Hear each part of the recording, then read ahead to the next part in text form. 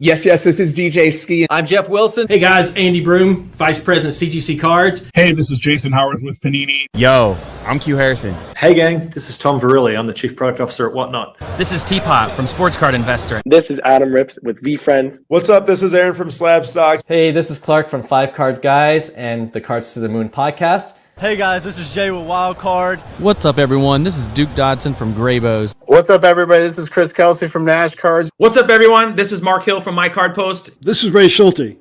This is Chase Krim. This is Cody from Texas Roadshow Shop. This is Mark Aaron from WSB Radio in Atlanta, and you're listening to the Sports Card Strategy Show. I'm loving the content. Loving the content here. I'm loving the content here on the Sports Card Strategy Show. The Sports Card Strategy Show. The Sports Card Strategy Show. The Sports Card Strategy Show. And I'm telling you, the Sports Card Strategy Show. This is the Sports Card Strategy Show with your man, Paul Hickey. What's good? Be sure to subscribe for year-round advice on keeping your portfolio up to date. Part of the NoOffSeason.com Sports Card Network, the #1 place for advice on how to make money flipping sports cards. Thanks for tuning in, and remember, there is no off-season. There is no off-season. There is no off-season. And there's no off-season. You already know, there is no off-season. No off-season! All right, you ready to rock? Ready to go. When you get into this game, the reason why you pay someone like Paul Hickey to get your sports card strategy together is because sometimes when you're starting out, you need perspective, you need wisdom, you need insights. And so he's been around the track enough times where he can actually coach you up and guide you. Doesn't mean he's going to take you to the promised land tomorrow, but you now have a coach by your side that can advise and kind of even create these pathways where you can get the education yourself, and that's a lot better than thugging it out on your own. Thugging it out on your own. What? The kids better buy my rookie card now, cause after this year the price ain't coming down. Welcome in everybody. I'm your host, Paul Hickey. It's time to sit back, listen, learn, and earn with me on the Sports Card Strategy Show. If I told you that the New York Giants had a new quarterback, and if I told you that somebody won a game on a game-winning rushing touchdown in the fourth quarter, that was their second rushing touchdown of the game, and had 272 yards passing and a TD this past week, who would you say those two people are? If your answers were Tommy DeVito and Anthony Richardson, then my question to you is, are you surprised, number one? And number two, what are you doing with their sports cards? Is there opportunity to buy or sell either of those guys? We're going to get into that. We're also going to talk about a hobby news announcement that got me a little fired up over the weekend and this morning, Monday, November 18th, by the way.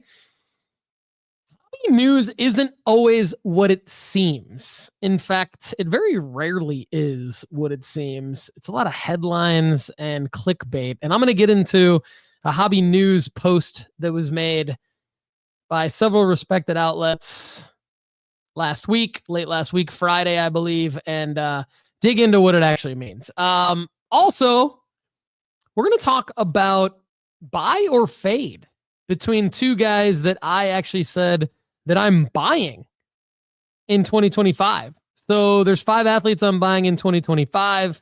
I've dug into some of my research. I'm excited to talk with you guys more about that in upcoming episodes. But today we're just going to break down buy or fade 2 different plays from 2 out of my 5. Also, what I want to get into real quick right now is, why are you in the hobby? Why are you in the hobby? And the reason I bring this up is because I went through sports card school at nooffseason.com last week. I was doing some work on revamping sports card school. So I'm taking it myself. It's been up for about a year. About this time last year, we launched sports card school at nooffseason.com. Anyone who gets a free 30-day trial over at nooffseason.com can experience it for yourself, and premium members have experienced it. I've gotten a lot of really good feedback on it, but I'm always trying to make it better.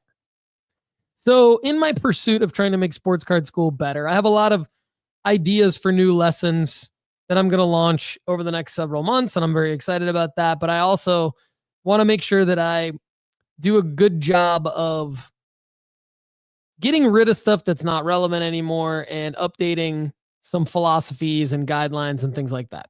So I started the first course, the first lesson, and the first one is establishing your why. It's called establishing your why. And it's a conceptual thing, right? And it talks about basically what happens when you first kind of get either enter the hobby or you get back into the hobby. I think we all have these feelings, these emotions, this excitement, learning. We talk about listen, learn, and earn here on the Sports Card Strategy Show. And I think what drives me to be in the hobby and to be with all of you in the nooffseason.com fam is to continue to learn. And it's exciting. It's exciting to learn. It's exciting to kind of be along for the ride with everybody, make purchases. There's kind of an adrenaline rush when you make a new purchase. There's an adrenaline rush when you make a sale. There's excitement around, for me at least, doing research. I think all of you share that with me. I think that's part of the reason why we're all here together. And we're building such a great community at nooffseason.com. But I think it's important if you're gonna be in the hobby for any amount of time. I think it's important to really get honest with yourself about why you're doing it, because the reality is, there's a bunch of different things you can spend your time on. I mean, time and money are the most valuable things in the world. I think everybody would agree with me on that. Time with time and with money. I mean, you can basically, that's how you do things. That's how you live your life, right? And we talk about making money flipping sports cards on the Sports Card Strategy Show. And we don't talk enough about some of the other reasons why people are in the hobby. And in sports card school, we do. So I was taking the first class and I was thinking, okay, what do I keep? What do I get rid of? What do I edit? What do I update? And it was interesting. I started to find myself not wanting to take much of it out. I mean, we're going to add a lot to it, and I think we're going to take some things out. But the first lesson, establish your why. I mean, it basically lists 5 reasons why you would be in the hobby. Number 1 is fun. And I basically say this hobby is a business and a hobby to everyone, because to be in the hobby, you're spending money. And to be spending money, you really do have to justify either to yourself or to your significant other, your spouse, your life partner, your kids, your parents, whatever demographic and situation that you're in. When you're spending money on sports cards, you do have to justify it to someone, even if it's just to yourself. So it's a business. And whether you want to admit it to yourself or not, being in the hobby is like running your own little small business. It's like being an entrepreneur. And so it has to have some element of fun. You have to keep some element of fun because it is a hobby, right? Otherwise, we're putting so much time and effort into it, and we can become frustrated. We can become, nervous. We can become anxious. We can, create a lot of additional work for ourselves. And I think that it's okay to basically be in the hobby if you just want to have a personal collection, a PC, we call it, experience nostalgia, appreciating the art and design, attending events. And so keep that aspect of it, please. And if that's your only reason and you just kind of think that our content is interesting as well, that's great. I know there's many of you out there. I think I'm interested to see how many of you resonate with this. So let me know. Funding a personal collection. My guess, and I don't actually have data on this, but I think funding a personal collection might be the number one reason why people are in the hobby. I don't know that it's the number one reason why people in the Sports Card Strategy Show audience are in the hobby, or why they're in the Sports Card Strategy Show audience. I think that might be the next, one of the next 3 or multiple of the next 3, along with fun, of course. But I think funding a personal collection is something that probably most people in the hobby are doing. Like when you're transacting with somebody in a social media setting or a Facebook group, Discord, Instagram, X, whatever, however you do it. Whether you're doing it through one of the great marketplaces out there like eBay or even Veriswap, My Card Post, My Slabs, Fanatics Collect, whatnot. There's all these great marketplaces out there. Fanatics Live is bugging the crap out of me with their marketing emails, and I've never been on Fanatics Live. I don't really want to be on Fanatics Live. That's another topic for another day.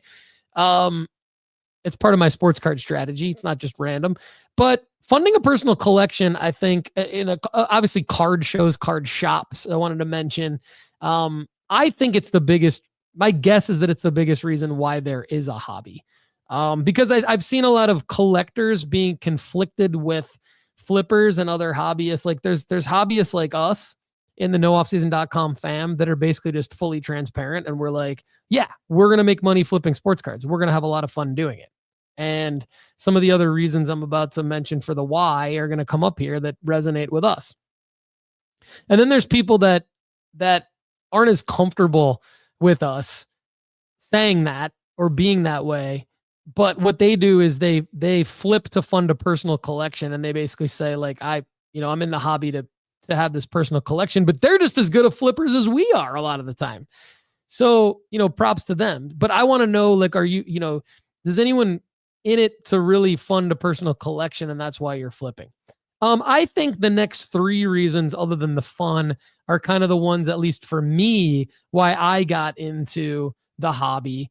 I actually think like maybe one that I left out is learning, right? Like I think I left out learning in sports card school in this particular lesson, because I've got income, wealth, and bragging rights. And I'll kind of explain those. So my 5 reasons that people can pick as their why are funding a personal collection, income, wealth, and bragging rights. I might add learning in there as number 6, because I think people sometimes just love learning. I mean, that's why people read.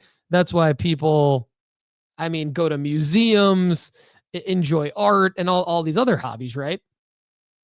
So, but income, I think, is actually like very intriguing and sexy about our hobby, because you can make an income. Like I'm out there trying to do that, January 1st, 2024 on the Sports Card Strategy Show, might've been actually technically January 2nd. I announced like, I'm leaving my full-time job. I'm leaving all these, the other entrepreneurial ventures that I have, and I'm focusing on flipping sports cards as a full-time income.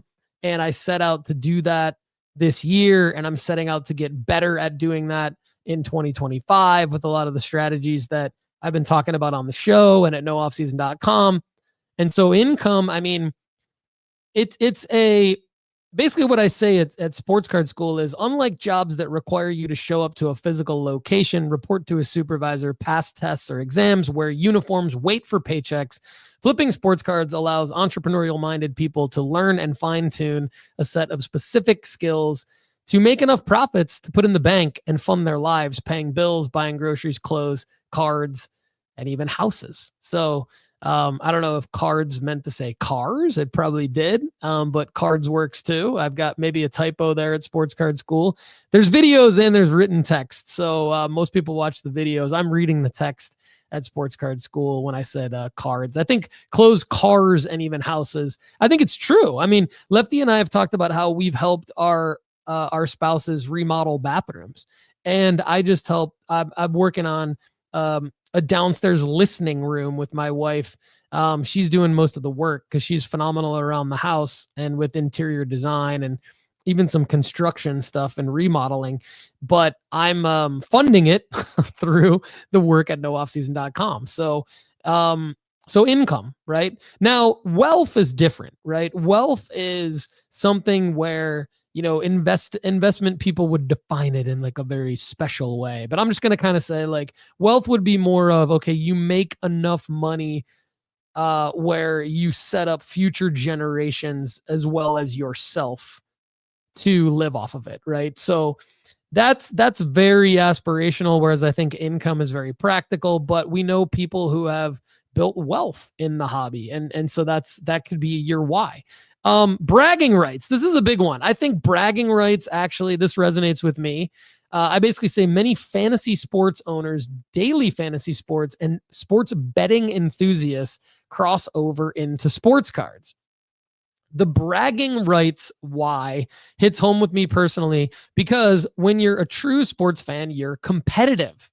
Chances are you've also dreamed of being a general manager or owner of a sports team at some point in your life. Cards gives us all a chance to essentially build our own franchise comprised of, the players that we buy, right? We can buy low on a sleeper and see them graduate to a star or even GOAT status. It just feels good to be historically correct and have bragging rights, as it does to cash out and build the bankroll. I mean, they might rival each other depending on your financial situation. Flippers face the temptation and tough decisions on a daily basis, and this is why the why is important. And I think that's what I wanted to get to. That's what I end up getting to a little bit in sports card school, and what I wanted to talk about real quick on today's show is, it's so important to me that all of you know your why, and that all of you and know why is incorrect or wrong. I think any why is fully acceptable. You could be in the hobby because a loved one passed away and you want to carry their legacy on, or you want to finish something for them. In fact, I know some nooffseason.com premium subscribers and some listeners that literally got into the hobby because they were helping to liquidate a collection of a loved one, and they really had no interest in it, but they wanted to carry on that person's legacy, and then they learned a lot along the way, and then they were intrigued by the learning and the fun and the relationships. And so I think that however you got into the hobby, whatever keeps you in the hobby, we're here to help you make money so that you can stay in the hobby and essentially justify your existence in the hobby financially, right? So we talk about that a lot, and hopefully we have a lot of fun along the way. But what I want to talk about today is that in your why, I want you thinking about your why every time you make a purchase, because it's very easy to get distracted. It's very easy to get tempted. It's very easy to overspend and overextend yourself, not even just with your budget, but with your time. For example, we talk a lot about these Panini Instant and Top Now plays, and we get very excited about them because they do make us a lot of money, but they also are quite a bit of work.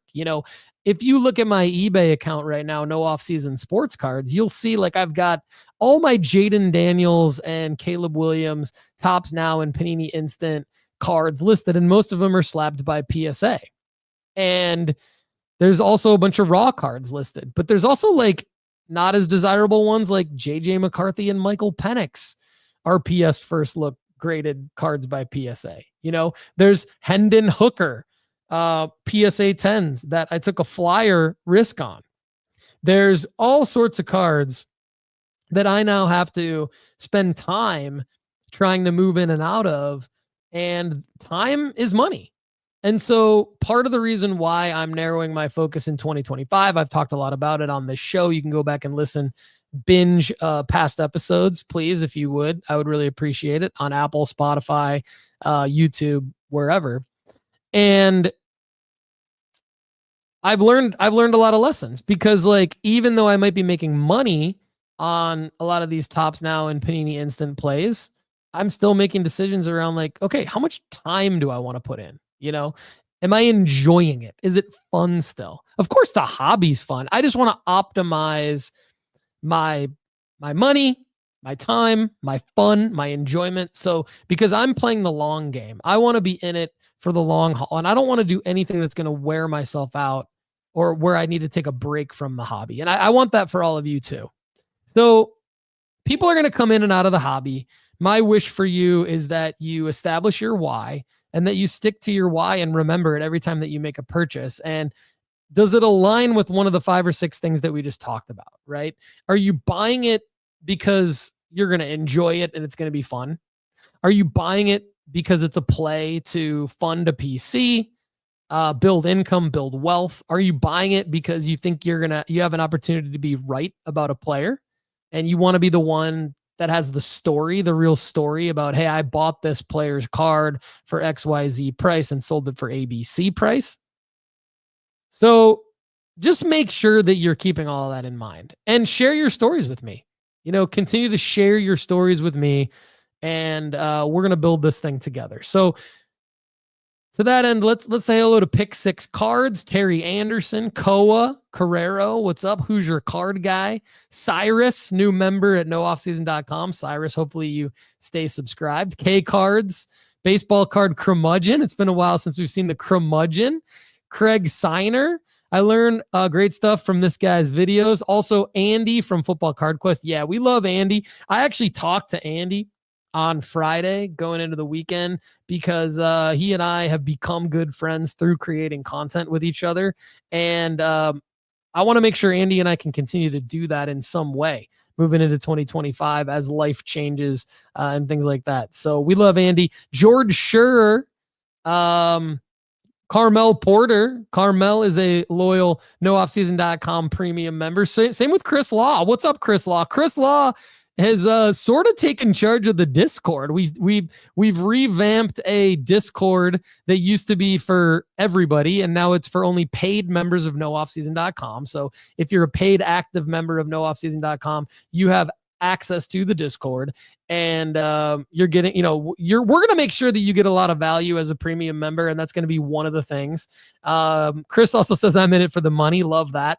Only one card in my PC. Koa, same thing. Terry Anderson says PC income rush of making good plays. I think those are all great. They get me very, very excited. K Card says Ys are extensive for him. Quality time with my son. I love that. See, we didn't talk about that. We didn't talk about the Y being like quality time with like maybe it's father-son time, maybe it's father-daughter time, maybe it's mother-son or mother-daughter time. I mean, great stuff there. Could be grandma and grandpa time for some people. Chris Law also wants to be able to teach the kids how to do it so that they can have a side hustle. That's awesome.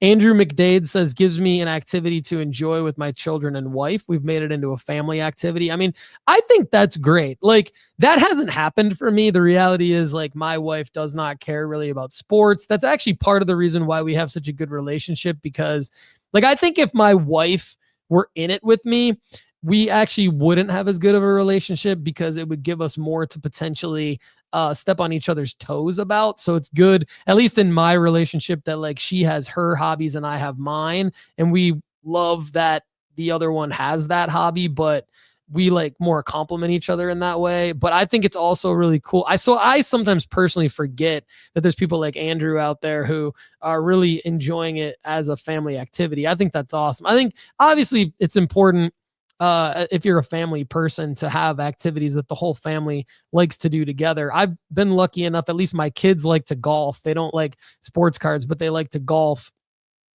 Funny enough, my wife doesn't like to golf, but we like to do a lot of stuff with each other, so don't worry. The Card Society says fantasy sports and cards go hand in hand. I couldn't agree more. I mean, that's basically why Lefty and I hooked up as friends and now co-hosts here at the Sports Card Strategy Show, because we're still big into fantasy sports, and cards are just better, I think.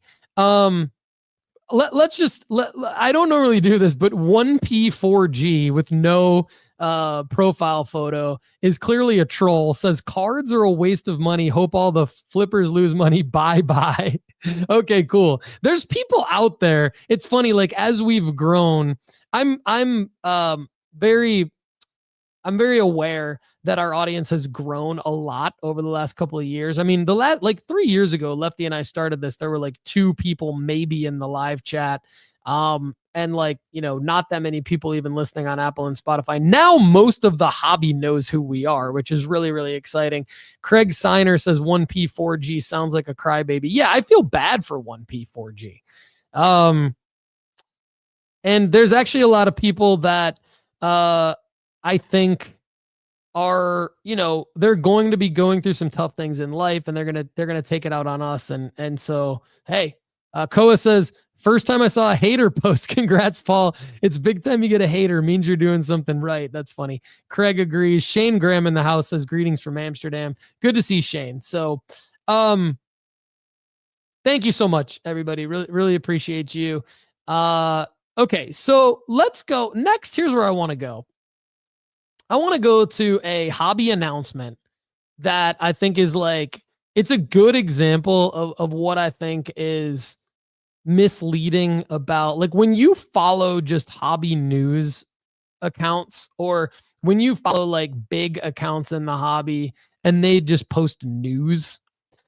Understand that they know what they're doing. In this case, Sports Card Investor, and I'm friends with a lot. I'm personally friends with a lot of these guys. They do an amazing job. First and foremost, let me say, I don't aspire to be like sportscardinvestor.com or their social media accounts. I obviously use Market Movers, and I'm a huge advocate for Market Movers. If you want to use Market Movers, save 20% for life by using the promo code NOOFFSEASON at marketmoversapp.com. But there are Sports Card Investor is an example of an account that posts a bunch of different kinds of hobby news. I don't personally find these types of posts educational. I find them, and I actually think Topps, I don't find Topps' stuff interesting either. It's not just against Sports Card Investor. Nothing. It's just my personal preference is that I like to scroll past or even sometimes unfollow accounts that post this kind of hobby news because it's clickbaity, it's misleading, it doesn't really actually tell you what's happening.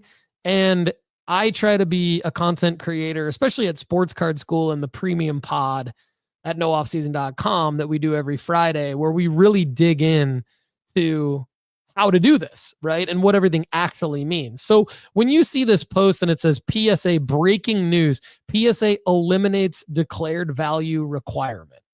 Okay. What's the first thing you think? Well, it might be different per person. If you're driving in the car right now, listening to me, shout it out loud. What's the first thing you think? I think, they're going to be more like CGC, where you don't have to put in a declared value, which then you would take that to mean anytime you go make a submission, maybe this is going to change the service levels. Because if PSA were to truly eliminate the declared value requirement, what that means is now when there's different service levels at different price points, and the price points change based on what the maximum declared value is, now there's going to be an impact, because the impact is going to be, everything's going to be more of the same cost, because there's going to be less variables. The max declared value has been one of the top variables, meaning I'll explain it real quick. So right now you could go to psacard.com and you could submit at one of many service levels. Service level is essentially pricing. So an example of a service level would be a 20 card minimum, $19.80 through the present, $19 a card, but maximum declared value of $500. Okay. That's probably the most common one. So we'll use that as an example. Now there might be a monthly special, and the monthly special might be, hey, it's only a 10 card minimum and it's only going to be $17 per card, but the maximum declared value is only $200 per card. So now what this means is that in the $500 maximum declared value case, it means two things. It means, first of all, if you get a card that PSA determines based on its grade that it gives it is more than $500, it means that for that card, depending on what they value it at after they grade it, they can bump that one card in the submission up to a higher tier. So an example would be, your card that you submitted at a $500 maximum declared value is actually ends up being $1,000 card. And so you might get bumped up to a service level where to have submitted that card, that actually would have been $70 a card.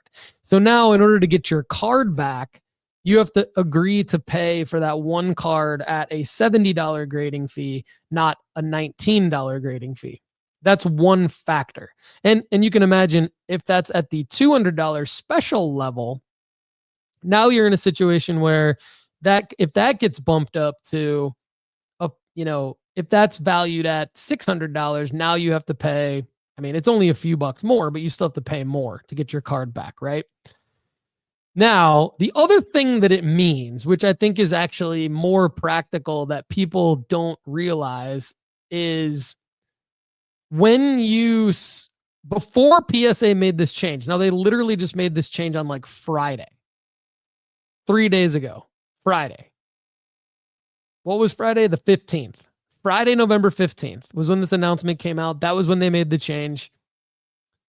So I went to make a grading submission this morning, and let me tell you what this change actually means. It doesn't mean that you don't have to have a declared value requirement, because it says PSA eliminates declared value requirement. So what does that mean when you read that? To me, it means, there's no more declared value. There's no more maximum declared value. So in each service level, you get to just submit a card and get it graded for that price, right? That's not at all the announcement. And there's nothing positive from this, by the way. This is all negative for us. And here's why. Because the other thing that it meant before the change is that in a $500 maximum declared value submission, think about it. You might have, how many of those 20 cards that you're submitting are actually going to be worth more than $500 or actually going to be worth $500? For me, not many. I'll give you an example. If I'm submitting 10 Victor Wembanyama 2023 Topps Chrome base cards, if I get 10 PSA 10s, those are still all only worth probably $115 to $120. Now, if before the change, I could go in on each of those cards and I could submit each of those 10 cards at $100. When I do that, the FedEx insured shipping cost that PSA charges me, the customer, to ship the cards back to me is less than if I go in there and put each of them at $500. Now, if I have an Anthony Edwards Prism Silver Raw from 2020, I know that card I should put at $500 because if it does gem, I'm probably going to get an upcharge. But I also want to make sure that it, that I'm honestly saying hey, this is a card that should be insured for at least $500. But the Victor Wembanyama shouldn't be. It doesn't need to be. So basically, the takeaway from this news is that PSA is making us all pay more money to ship our cards back to us. That's what this actually means. So the real headline here, from my perspective, would be PSA breaking news. PSA is now gouging us even more to grade our cards. PSA is charging us more money to ship our cards back to us because now we don't even have the choice within a bulk submission to put the value in for our card. It has to be at the level that you're at, the service level that you're submitting it at. So the submission that I made this morning to PSA, I was probably charged maybe $5 to $15 more than I needed to pay for shipping. So, and there's a lot of I'm not the only one commenting on this post. So my comment on this post was, you apparently no longer need to enter it, but it still exists as a requirement for grading submissions. I'm making the submission now, and upcharges will definitely still exist, but the system automatically enters it for you. So not only does it still exist, but it's worse than it was before because you have to pay the insured shipping fee that PSA is making you pay. Before this change, you could enter You could determine a $100 max value fee on a $500 max value submission, for example, and pay less insured shipping because FedEx doesn't charge as much to ship back a $100 card to you as it does a $500 card. Now PSA is making more money off of us because it auto fills the max value for you, even if your card may only be worth $50 after it being a PSA 10. PSA is charging you the $500 fee. It doesn't mean that you have to pay the $500 per card. It means that you have to PSA is making you insure it for that on the shipping back. So it's just really poor way to educate the hobby, I think. And I think people really need to dig into what's actually happening. And that's why we're here. So, PSA can do this. PSA has determined that it can do whatever it wants. And, that PSA, until PSA's cards start not selling for multiples more on the secondary market than the other grading companies, it's always going to be able to do what it wants. Now, CGC Cards is the perfect place to slab your favorite sports cards. From their crystal clear holders to their affordable pricing, CGC Cards is the perfect stop for your grading needs. Go to cgccards.com to start grading today. Now, I just said don't grade with CGC if you're trying to maximize the value on the secondary market. But if your why for a particular card is for a PC reason, I would definitely go with CGC because you're going to pay less. You're going to get the same grading quality. And it's going to be worth it in the end if you're piecing a card to just go ahead and grade with CGC. Arturo Torres in the live chat. Koa says, when I get my Bowman Chrome University case 2024, will you rip it live for us? I don't buy wax and I want to live vicariously. Yeah, maybe. I mean, Koa, put that in the members only Discord for me, will you? Go to the members only Discord and put that in there because I'm going to keep track of things in two ways. If you're a premium member and you want to ask a question, if you want to ask me a question, it's going to go through nooffseason.com/ask.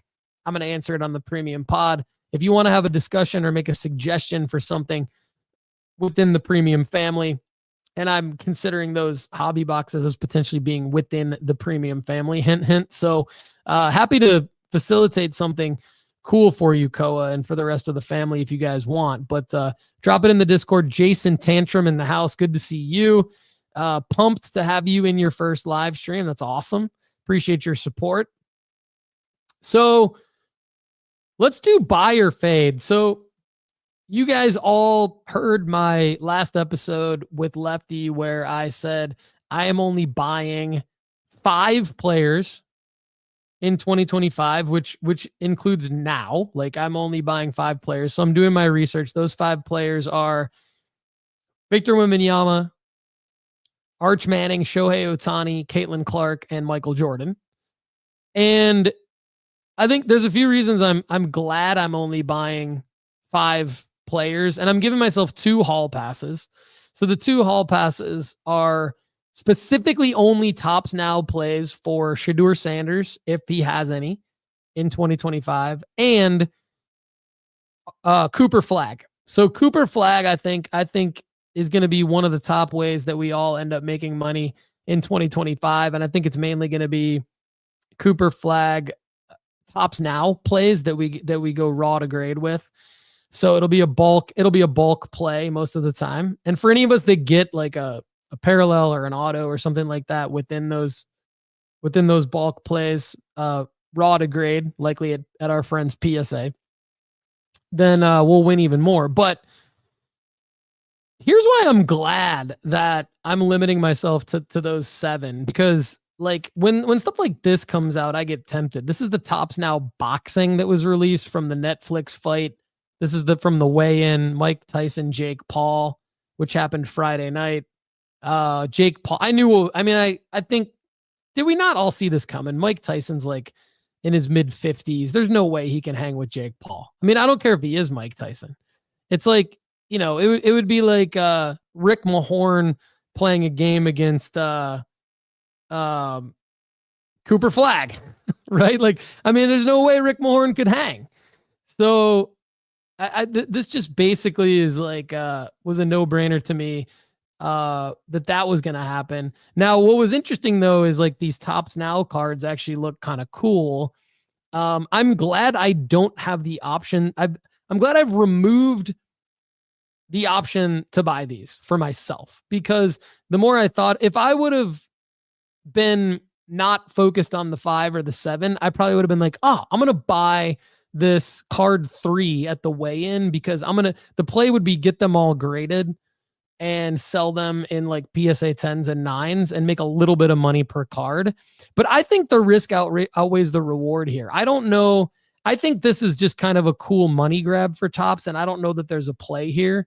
So I'm glad that part of the reason why I actually limited myself to only 5 players plus the 2 Topps Now plays with the Cooper Flag and Shedeur Sanders is because I don't want to give myself the option of potentially throwing money into this and time into this and having it be a break even. So,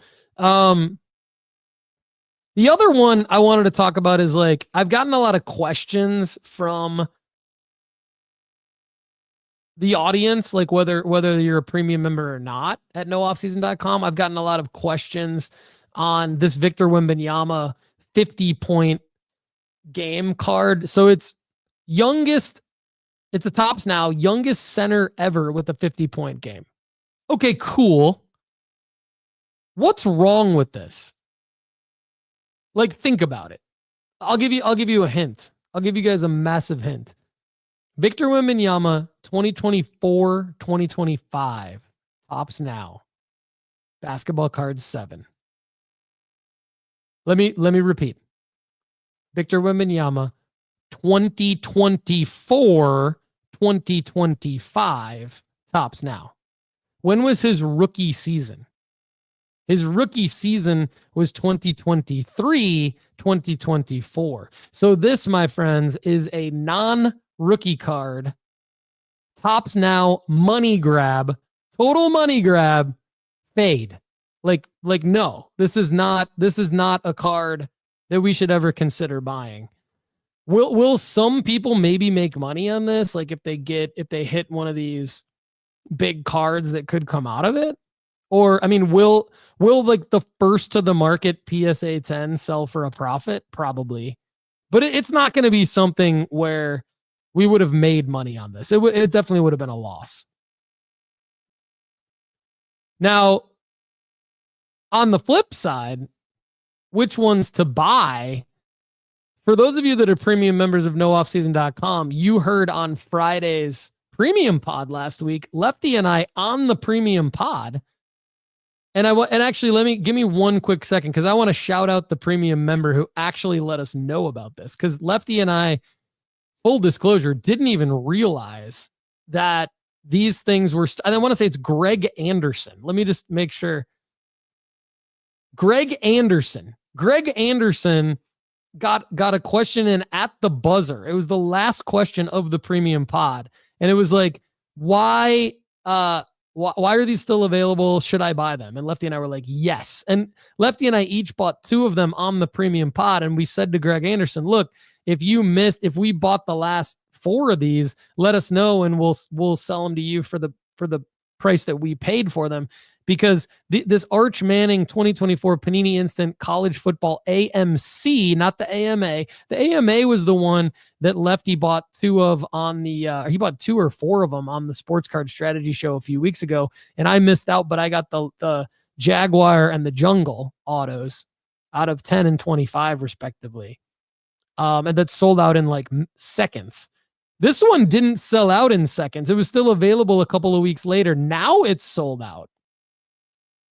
But this is the kind of card. So it's a Arch Manning 2024 Panini Instant College Football base auto out of 99. So NIL. So this would be an example of like the right type of card to buy because it's serial numbered auto for Arch Manning. Now, if you could go buy the Wemby non-rookie and it was a reasonable price and you could ensure that you could buy the auto, which you can't, by the way, because Wemby's Topps Fanatics exclusive, and that's not Topps' business model. Topps doesn't do it that way.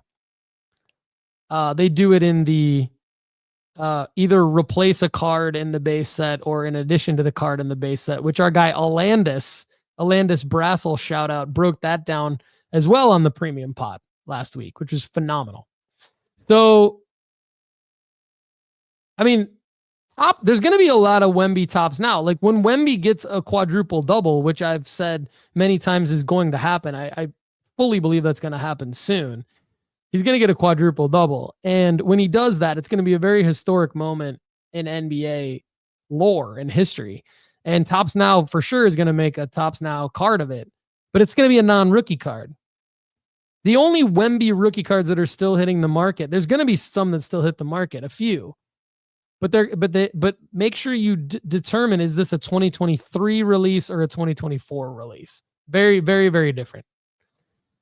All right. So we've gotten through all the topics except for two on today's show. And one is Anthony Richardson returns. Anthony Richardson returns. He came back as the starter, usurping the veteran Joe Flacco. I don't want to speak ill of Joe Flacco, but let's just say veteran, right? And Anthony Richardson, the much younger, more exciting, explosive, dynamic, high upside quarterback, came in, regained his starting spot, and look who he beat in New York. My least favorite NFL quarterback of all time gets beat by Anthony Richardson, who comes in, completes 20 of 30 passes for 272 yards and a touchdown, no interceptions, rushes 10 times for 32 yards, 2 rushing touchdowns, including the game winner. He did lose one fumble. He did fumble twice and lose one of them. So he had one turnover, but he won the game. And the Colts are now 5-6. So they're not out of the playoff picture. So what I say to you is, what are you doing with Anthony Richardson cards right now? Are you selling because he's back in the spotlight, which is not a bad move, by the way, depending on what card you have? Or are you maybe going to consider buying on the way up? See, I can't buy on the way up, and I'm excited that I can't buy on the way up because I'm not tempted by this. Personally, I didn't want to be tempted. That's why I committed to only 5 players in 05. But what's cool is I can bring this possibility to you. What are you guys doing? Because when you look at, I'll tell you this, when you look at Anthony Richardson's 2023 Prism Silver, a card that, full disclosure, because I was spreading myself too thin in 2024, I bought in PSA 10 for $400, like 3 copies of it. So I was $1,200 invested into this card. It's only a $175 card right now. But I've listed mine. So I'm always going to give you guys full disclosure, right? Like full transparency. I've listed mine. So if you go to No Offseason Sports Cards on eBay, you will see. And if you don't see it yet, it's in my scheduled. So it'll be up there soon. 2 Anthony Richardson Prism Silver PSA 10s are listed. And look, I don't know if they're going to sell or not, but I'm going to try to get rid of him while he's back in the positive news cycle for a minute. But if you look at what this card was selling for before the season started, when I should have sold it, $560, $535. It sold for $575. It sold for $541. I mean, it sold multiple times for that amount before, not only before the season started, but once, even after he wasn't playing as well. Somebody got lucky and got rid of this for $560 even at the end of September, which is a miracle because it dipped down to $302. So I held and held and held and held and held, and now I've got 2 copies still that are only worth $175 per current comps, right? And now I'm like, okay, I've got these 2 copies. Like, I think that they could go back up to around 300, so I can recoup maybe 80% of what I paid in on these. But, that would be the best case scenario for me, unless for some reason my auctions are continuing to run or they don't sell and he continues to play well and I benefit from that. But they're listed. And I'm not going back to the well here, but you could, because look, any week now they could go back up. That's the risk. That's what we talk about. Fun, bragging rights, all these different things, right? Fun, bragging rights, income, PC. To me, this would be a fun and bragging rights with high risk, high reward play would be buying into this card. And then the other kind of fun thing, just to talk about, I don't know if there's a play here, but we can talk real quick about it, is the Giants made an announcement that they're benching Daniel Jones this week, and they're not even going with Drew Lock. So the backup quarterback strategy that Lefty and I broke down before the season included Drew Lock as the Giants' backup. That's not even happening. We were wrong about that. It's Tommy DeVito. So if you were astute enough to buy into Tommy DeVito, what are you doing? Are you selling Tommy DeVito right now? Or are you holding to see if he has a good game? The Giants host the Tampa Bay Buccaneers this week. So that could be interesting to see what happens in that game. And will Tommy DeVito's prices skyrocket after he potentially takes the Giants to a much needed win over the Buccaneers? I mean, he was in Optic. So he has Optic. Like last year, he didn't have any cards when he broke out for the Giants. And there was the DeVito memes and all that stuff, his agent, whatever. I didn't really follow that because I'm not a meme lord. But Lefty's kind of a meme guy, so he was more into the DeVito thing than I was. But I know that they had to create Panini Instant cards for him, so he has some Panini Instant cards. He was in Contenders, so he has a 2023 Contenders rookie ticket auto. And then he was in Select because Select was a later release. And he was in Optic because Optic was a later release. So Tommy DeVito is in the same rookie class as Anthony Richardson. And who would have thought on Monday, November 18th, we'd be having a discussion about Anthony Richardson coming back from being benched in lieu of Joe Flacco and Tommy DeVito taking over the starting role for the New York Giants. I don't know if this is good for my guy Malik Neighbors. It could be. You never know. I mean, DeVito could come in and Neighbors wasn't exactly lighting the world on fire the last couple of weeks with Jones. So maybe this is good. I don't know. But look, he's in Select, he's in Optic, he's in Contenders, so he has good cards. Now look, obviously, if you guys have ever listened to me before, I would probably say sell Tommy DeVito if you have him.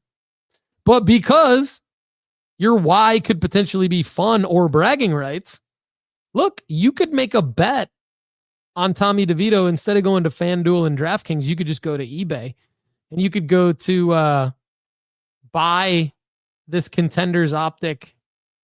Sorry, it's just Contenders. It's not Optic. This Contenders rookie ticket auto, sticker auto, $35 or best offer. So look, do you think DeVito comes in and keeps the starting job for the rest of the season and lights the world on fire? Because if you think that's the case, go buy this for $35 right now. Go buy because here's another one, $29. Never mind the $35 one. Do the $29 one. Here's another one for $29. You've got, so here's what's happened. GSMC.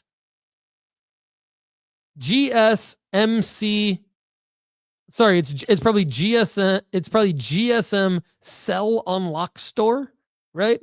GSM Sell Unlock Store on eBay. 492 reviews total, 100% positive reviews. Has 2 Tommy DeVito rookie ticket autos listed for $29 each.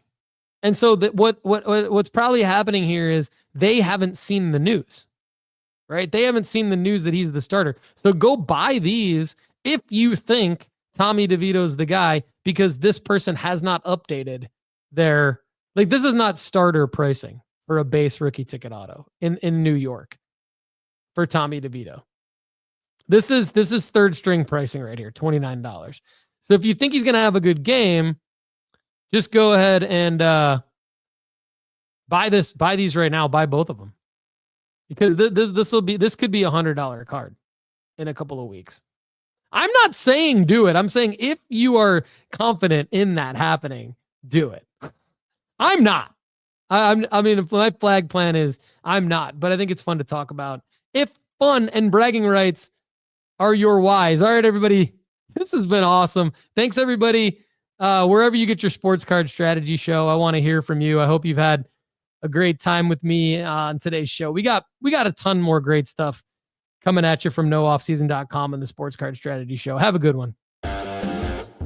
Thanks so much for being here with us on the Sports Card Strategy Show. If you enjoyed the content on today's show, there's plenty more waiting for you at nooffseason.com. Just go to nooffseason.com right now and get a free 30-day trial. You get our formula-based sports card rankings, sports card school, inventory tracker, the ability to grade with us, and the premium podcast where we answer an unlimited amount of your questions. Check it out right now at nooffseason.com. For everyone at nooffseason.com, I'm Paul Hickey. Thanks again for being here with us on the Sports Card Strategy Show. We'll see you again soon. Have a great day.